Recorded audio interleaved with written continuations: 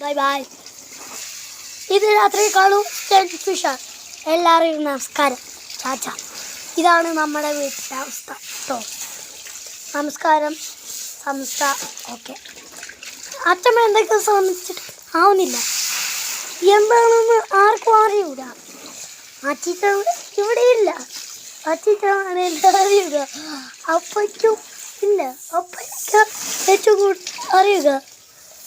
അതുകൊണ്ട് ഇത് കാണും രാത്രി എക്സ് വീഡിയോ ബിഗ് ഫിഷർ.